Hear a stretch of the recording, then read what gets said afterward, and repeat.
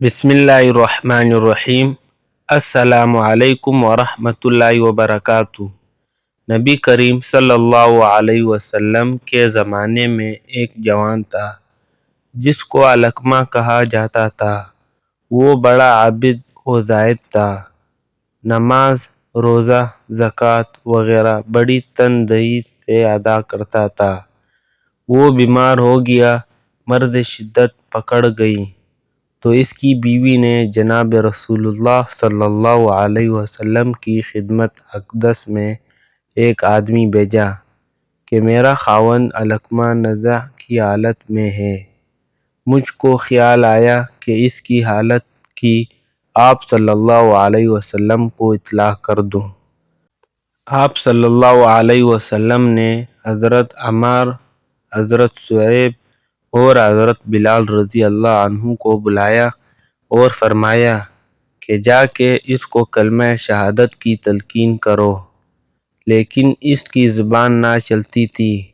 رسول اللہ صلی اللہ علیہ وسلم کو اس کے زبان پر کلمہ شریف نہ چلنے کی اطلاع دی تو آپ صلی اللہ علیہ وسلم نے فرمایا کہ ان کے ماں باپ میں سے کوئی ایک زندہ ہے؟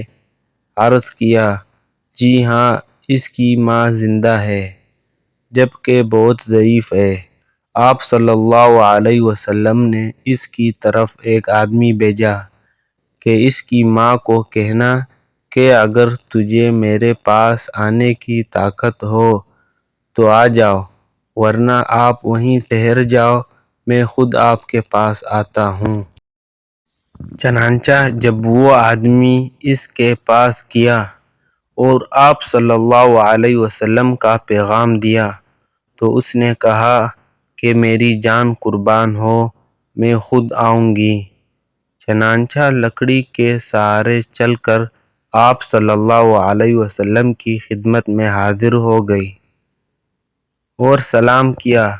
آپ صلی اللہ علیہ وسلم نے سلام کا جواب دیا اور فرمایا، اے علقمہ کی ماں، سچ سچ بتانا، اگر جھوٹ بولو گی تو اللہ تعالیٰ کی طرف سے میرے پاس وحی آ جائے گی۔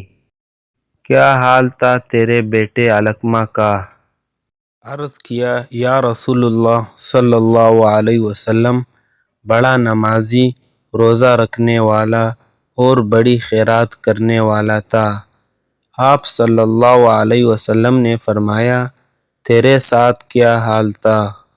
عرض کیا یا رسول اللہ صلی اللہ علیہ وسلم، میں اس سے ناراض ہوں۔ آپ صلی اللہ علیہ وسلم نے فرمایا کیوں؟ اس نے عرض کیا یا رسول اللہ صلی اللہ علیہ وسلم، وہ اپنی بیوی پر خرچ کرتا تھا اور میری نافرمانی کرتا تھا۔ رسول اللہ صلی اللہ علیہ وسلم نے فرمایا اس کی زبان کو کلمہ پڑھنے سے اس کی ماں کی نافرمانی روک رہی ہے۔ پھر فرمایا اے بلال، جاؤ اور بہت سی لکڑیاں جمع کرو۔ اس عورت نے کہا یا رسول اللہ صلی اللہ علیہ وسلم، لکڑیوں کو کیا کریں گے؟ حضور صلی اللہ علیہ وسلم نے فرمایا ان سے علقمہ کو جلائیں گے۔ اس عورت نے کہا یا رسول اللہ صلی اللہ علیہ وسلم، وہ میرا بیٹا ہے، میرا دل برداشت نہیں کرتا کہ اس کو آپ آگ میں جلائیں گے میرے سامنے۔ آپ صلی اللہ علیہ وسلم نے فرمایا اے علقمہ کی ماں، اللہ کا عذاب تو دائمی ہے، اگر تو راضی ہے کہ اللہ تعالیٰ اس کی مغفرت فرما دے تو آپ اس پر خوش ہو جاؤ۔ آپ صلی اللہ علیہ وسلم نے فرمایا قسم ہے اس ذات کی جس کے قبضے میں میری جان ہے، نہ فائدہ دے گی علقمہ کی اس کی عبادت، نماز، روزہ، خیرات وغیرہ، جب تک تو ناراض رہے گی۔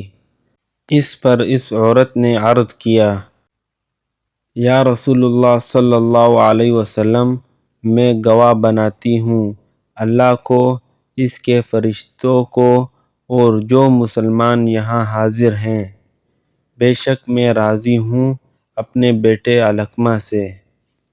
پھر فرمایا آپ صلی اللہ علیہ وسلم نے بلال جا کر دیکھ کہ اس کی زبان کلمہ پر چلنے لگی ہے یا نہیں، شاید کہ علقمہ کی ماں زبانی کہہ رہی ہو اور دل سے نہ کہا ہو۔